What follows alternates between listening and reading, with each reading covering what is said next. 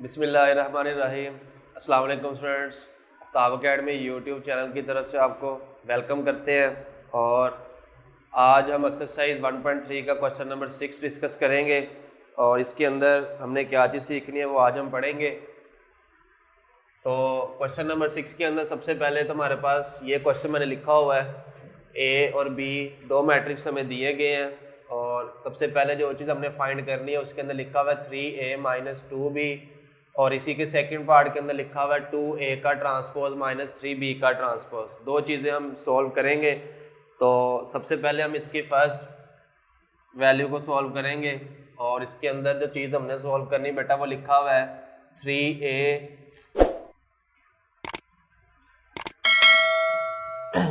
- 2b। यहाँ पर मैंने वैल्यू को इसलिए यहाँ पर लिखा हुआ है कि मैं इधर ही इसी को यूज़ करते हुए ए के मैट्रिक्स को भी इधर पुट करूँगा, बी के मैट्रिक्स को भी इधर पुट करूँगा।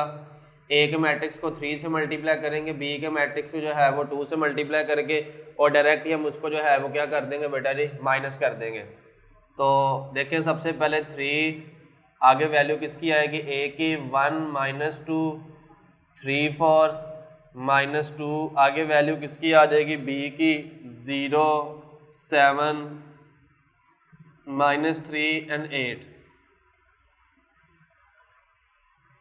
ठीक है, इसको 2 से मल्टीप्लाई करना है। अब जब इनको मल्टीप्लाई की फॉर्म में लिखेंगे 3 × 1 3 × -2 3 × 3 3 × 4 -2 × 0 2 × 7 2 × -3 एंड 2 × 8। दोनों वैल्यूज को हमने मल्टीप्लाई कर दिया।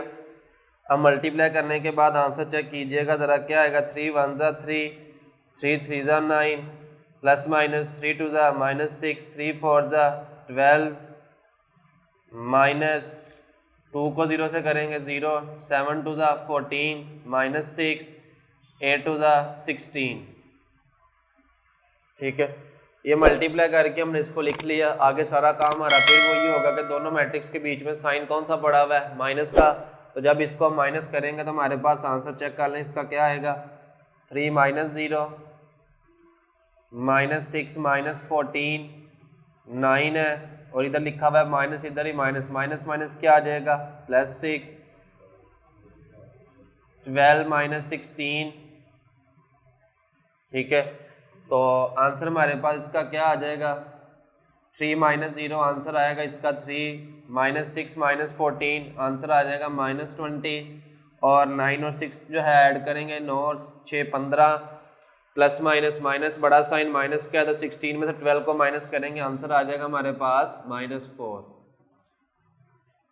तो ये जो इसका था मेरे पास फर्स्ट पार्ट, इसका आंसर आ गया मेरे पास। अब इसी का ही सेकंड पार्ट भी सॉल्व करते हैं और उसके अंदर देखते हैं कि हमने क्या चीज़ फाइंड आउट करनी है। तो सेकंड पार्ट के अंदर लिखता है 2a का ट्रांसपोज - 3b का ट्रांसपोज। क्या मतलब है इसका, कि इसके अंदर हम सबसे पहला जो काम करेंगे वो a का पहले हम देखेंगे ऊपर ट्रांसपोज है, फिर 2 मल्टीप्लाई है, b का ट्रांसपोज है, फिर मल्टीप्लाई 3 है। तो जैसे क्वेश्चन लिखा हुआ है इसी के अंदर ही वैल्यूज को पुट करके इसी को भी सॉल्व करके साथ ही जो है वो इसका भी आंसर हम निकाल लेंगे यहाँ से। पहले आ गया 2, इसका जो है वो गलती के चांसेस कम होते हैं। a की वैल्यू लिखेंगे 1 - 2 3 और 4 होल का ट्रांसपोज -3 इधर आ जाएगा, फिर b का ट्रांसपोज 0 7 -3 और 8। इसके ऊपर भी आपकी वैल्यू का क्या आ गया बेटा, ट्रांसपोज आ गया। जैसे हमें गिवन कंडीशन दी गई थी हमने उसी की जगह पे वैल्यूज को पुट करके आंसर निकाल लिया। 2 ट्रांसपोज है तो डेफिनेशन हमने पढ़ी थी, या तो हम कॉलम को रो में चेंज करेंगे या रो को हम कॉलम में चेंज करेंगे। तो जैसे भी चेंज कर लें आपके आंसर में कोई फ़र्क नहीं आएगा। तो ये कॉलम है, इसको जब रो में चेंज करेंगे तो क्या आ जाएगा 1 3, ये भी कॉलम है किस में आ जाएगा, ठीक है, कॉलम था रो में चेंज कर दिया, ये भी कॉलम था रो में आ गया। ट्रांसपोज हमने इसका ले लिया -3, इसको भी चेक करें, ये कॉलम है किस में आ जाएगा, रो में, ये भी कॉलम है किस में आ जाएगा, रो में, कॉलम रो और कॉलम रो। ठीक है। अब इसके बाद देखें कि दोबारा यही वाला क्वेश्चन बन गया हमारे पास, तो ये वाले फॉर्म आपके पास बनी थी, इसी के अंदर भी दोबारा हम उसी को मल्टीप्लाई करेंगे। तो अब मैं डायरेक्ट मल्टीप्लाई कर रहा हूँ, जैसे इधर मैंने सभी वैल्यूज को मल्टीप्लाई कर एक दफ़ा लिखा था, वैसे एक क्वेश्चन के अंदर मैंने आपको डिटेल में काम करके बता दिया, तो इसमें से मल्टीप्लाई करके आंसर निकालूंगा ताकि आपको आइडिया हो जाए कि हमने आगे काम कैसे करना है। तो 2 1 ज़ा 2, 2 3 ज़ा 6 प्लस माइनस 2 2 ज़ा 4, 4 2 ज़ा 8 माइनस 3 को 0 से मल्टीप्लाई करेंगे 0। इसके बाद इसको अगर हम मल्टीप्लाई करें 3 3 ज़ा 9, साइन कौन सा पड़ा हुआ है माइनस का, 3 को 7 से करेंगे 7 3 ज़ा 21, 3 को 8 से करेंगे 8 3 ज़ा आपके पास आ गया 24। ठीक है, साइन हम मिड में रहने देते हैं ताकि जब हम इसको माइनस करेंगे तो बाद में खुद ब खुद सारी वैल्यूज़ के साइन चेंज हो जाएंगे। तो इसको जब माइनस करेंगे तो 2 माइनस 0 6, ये भी माइनस है ये भी माइनस है, तो माइनस माइनस क्या हो जाएगा आपके पास +9, फिर -4 -21, इसके बाद 8 -24 आ गया। ठीक है, तो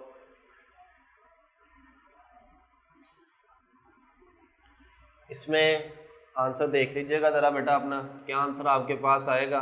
2 - 0 2, 15 21 और माइनस माइनस प्लस -25, और यहाँ से देखिएगा प्लस माइनस -24 में से 8 को माइनस करेंगे तो हमारे पास क्या आ जाएगा, इसका आंसर -16।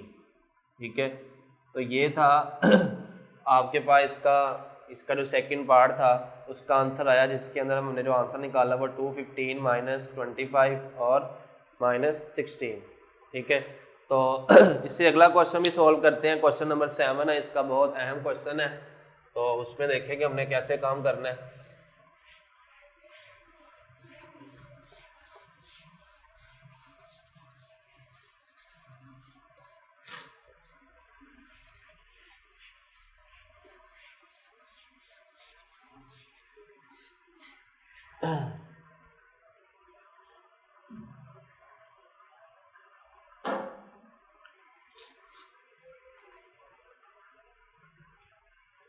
क्वेश्चन 7,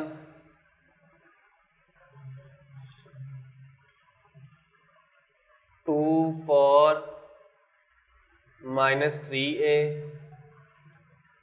+3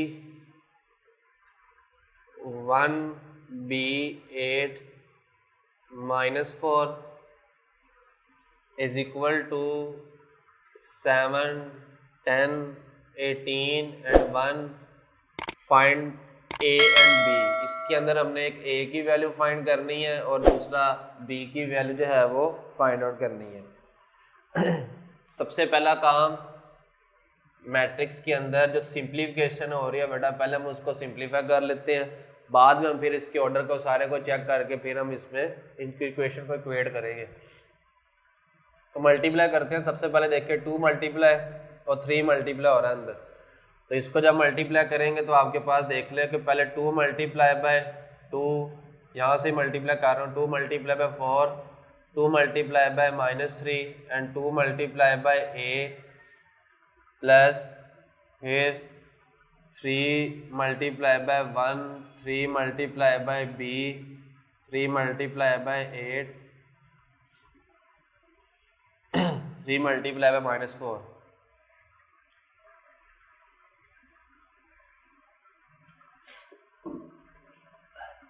अब मल्टीप्लाई करके जब लिखेगा 2 to the 4, 3 to the -6, 4 to the 8, 2 1 the 2a plus 3 1 the 3, 3 को b से मल्टीप्लाई करेंगे 3b, 8 3 the 24 plus minus 4 3 the क्या आ जाएगा -12 इज इक्वल टू 7 10 18 एंड 1 आपके पास आ गया।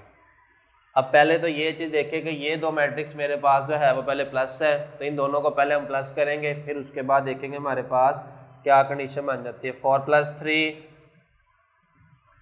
8 + 3b -6 + 24 2a plus minus -12 is equal to 7, 10, 18 और 1 आपके पास बेटा जी क्या आ गया, इसका आंसर आ गया।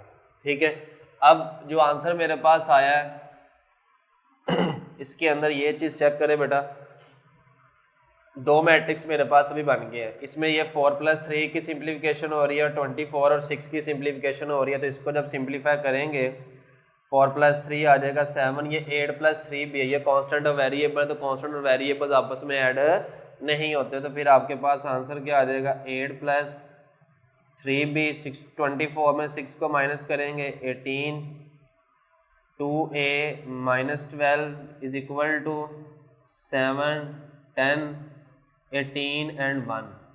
ठीक है, अगर आप इसके अंदर बेटा ये चीज़ चेक करें तो देखिए इधर भी 7, इधर भी 7, इधर भी 18, इधर भी 18 है। तो ये दोनों मैट्रिक्स की वैल्यूज क्यों चेंज है, क्योंकि इधर से हमने जो वैल्यू फाइंड आउट करनी है और एक ए की वैल्यू फाइंड करनी है और एक बी की वैल्यू को फाइंड आउट करना है। तो इन दोनों की भी वैल्यूज को अगर आप निकाल के इसकी जगह पुट करेंगे तो हो सकता इनके आंसर भी जो है वो आपके पास सेम आ सकते हैं बेटा, क्योंकि दोनों मैट्रिक्स इक्वल है और आपको पता है कि इक्वल मैट्रिक्स के अंदर ऑर्डर भी सेम होता है और उसके अंदर जो कॉरिस्पॉन्डिंग एंट्रीज होती हैं वो भी आपके पास की होती है बेटा, सेम होती हैं। तो इसलिए इन दोनों का जब हम इक्वेट करेंगे तो हमारे पास क्या चीज़ होगी, फर्स्ट वैल्यू 7 है तो 7 किसके इक्वल आ जाएगा, 7 के 8 प्लस जो 3b है ये किसके इक्वल आएगा, 10 के 18 जो है ये इक्वल आएगा 18 के, ये इक्वेशन नंबर 2a -12 ये किसके इक्वल आ जाएगा, 1 के। ठीक है, अब दो चीज़ें आपने निकालनी है, ए की वैल्यू निकालनी है, दूसरा वैल्यू निकालनी है आपने बी की। आप पहले ये देखेंगे कि ए आपका कहाँ पर आ रहा है, ए आपका आ रहा है इक्वेशन 4 में और बी आपका कहाँ पर आ रहा है, इक्वेशन 2 के अंदर। तो हम दोनों इक्वेशंस को यूज़ करके अपना आंसर निकालते हैं। फ्रॉम इक्वेशन 4, अगर पहले मैं इक्वेशन 4 को यूज़ करूँ तो यहाँ से क्या चीज़ निकलेगी, ए की 12 इधर माइनस क्या है, इक्वल के उस तरफ जाएगा तो क्या होगा हमारे पास, प्लस का 2a is equal to 13, a के साथ 2 मल्टीप्लाई का इक्वल के उस तरफ जाएगा तो क्या होगा मेरे पास, ये डिवाइड हो के मेरे पास a का आंसर क्या आ गया बेटा जी, 13/2 आंसर आ गया। अब इसके बाद इक्वेशन नंबर 2 को यूज़ जब करेंगे, फ्रॉम इक्वेशन 2 इसके अंदर लिखा हुआ है 8 + 3b इज इक्वल टू 10। 8 इधर मेरे पास प्लस का इक्वल के उस तरफ जाएगा तो क्या होगा, -3b is equal to 2, b के साथ 3 मल्टीप्लाई का इक्वल के उस तरफ जाएगा तो क्या होगा, डिवाइड। तो b का आंसर मेरे पास क्या आ गया, 2/3। तो ये एक शॉर्ट क्वेश्चन जो मैंने अभी आपको सॉल्व करवाया, तो ये बहुत अहम शॉर्ट क्वेश्चन था जो हमने सॉल्व किया है। तो इसके बाद आगे देखें, क्वेश्चन नंबर 8 हमारा स्टार्ट होगा।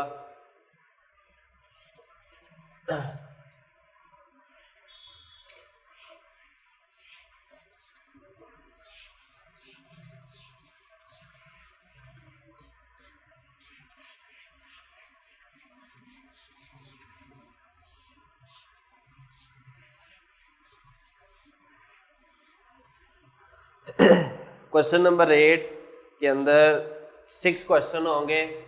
फर्स्ट 2 क्वेश्चंस के अंदर आपने जो चीज़ वेरीफाई करनी है वो एडिशन है और सब्ट्रैक्शन है, पहले 2 क्वेश्चंस के अंदर। अगले जो 4 क्वेश्चन आपके पास होंगे इसके अंदर हम पढ़ेंगे सिमेट्रिक और स्क्यू सिमेट्री के टॉपिक को पढ़ेंगे। तो पहले तो हम क्वेश्चन नंबर 8 के जो फर्स्ट 2 क्वेश्चन हैं इनको देख लेते हैं कि इसके अंदर हमने कैसे फाइंड आउट करना है। फिर अगला टॉपिक आपका सेम होगा सिमेट्रिक और स्क्यू सिमेट्रिक का। तो क्वेश्चन नंबर 8 में कहता है ए की वैल्यू आपके पास है 1, 2, 0, 1, बी की वैल्यू आपके पास लिखी हुई है 1, 1, 2, 0। वेरीफाई क्या करना है, then verified at A plus B का transpose equal to A transpose plus B transpose. और सेकंड है ए माइनस बी का transpose equal to A transpose minus B का ट्रांसपोज आपके पास आ गया। ये लॉन्ग क्वेश्चन है दोनों आपके पास, और इन दोनों क्वेश्चंस के अंदर चेक करें सिर्फ फ़र्क किस चीज़ का, कि इधर साइन है प्लस का, इधर ही प्लस है, इधर माइनस का साइन है, और इधर भी साइन कौन सा आपके पास है, माइनस का। यानी कि एक प्लस का क्वेश्चन है और दूसरा कौन सा है, माइनस का क्वेश्चन है। तो पहले तो हम फर्स्ट वाली वैल्यू को बेटा मैं सोल्व कर रहा हूँ। इस वाली वैल्यू को जब सोल्व करेंगे तो इसकी लेफ्ट हैंड साइड में देखें लिखा हुआ है ए प्लस बी का ट्रांसपोज। क्या मतलब है इसका? अगर आपने सारी वैल्यू को साथ लेके चलना है, साथ लेके चलने से मुराद क्या होगा कि a प्लस बी भी आप सॉल्व करते जाएं और ऊपर जो ट्रांसपोज है वो भी आपके पास जो है वो साथ साथ लगा होगा। जब आंसर आएगा तो उसका लास्ट पे हम ट्रांसपोज ले लेंगे। एक ये मेथड है, और दूसरा मेथड ये है कि आप पहले इसकी ब्रैकेट को सॉल्व कर लें। ब्रैकेट को सॉल्व करने के बाद जो आंसर आएगा आप उसका फिर लास्ट पे क्या ले लेंगे बेटा जी, ट्रांसपोज। और राइट हैंड साइड में यही करेंगे कि पहले आप अगर इकट्ठा लेके चलेंगे तो A transpose plus B transpose ऊपर लगाएंगे, फिर ट्रांसपोज लेने के बाद आंसर लिखने के बाद प्लस कर लेंगे।